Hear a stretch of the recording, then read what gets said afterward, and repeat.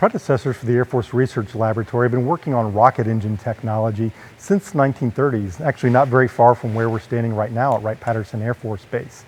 This was a relatively new means of propulsion, at least in a military sense. You had some early experimentation from men like Robert Goddard in the United States and Werner von Braun and his crew out in Germany, but it really wasn't until those Germans had demonstrated the utility of rockets during World War II that the Americans got interested in that as a weapon. Our earliest rocket engines were used for something we called jet-assisted takeoff, or JATO, or also called rocket-assisted takeoff, where you'd strap a small rocket engine to the side of an airplane to help it take off in a shorter distance or with a heavier load.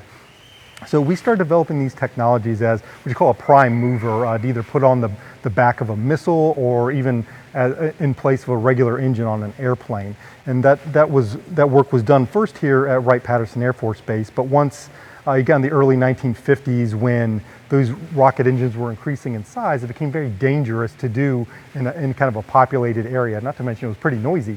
So they moved that out to the Aerospace Systems Directorate out at Edwards Air Force Base, where they still do rocket engine testing. So we focused on the two different types of propulsion. One is solid rockets, meaning the fuel is kind of like almost like a pencil eraser sort of rubber. And then the other is liquid rockets, where you have kind of a liquid fuel like kerosene and then an oxidizer like liquid oxygen that mix together to burn.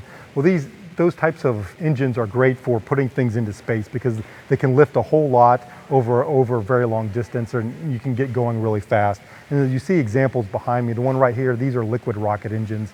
But our primary interest in those was to power an intercontinental ballistic missile, or a weapon that would carry an atomic bomb all the way across the world to hit a target in the Soviet Union. And that type of technology is still being developed by AFRL today, and along with its partners in industry.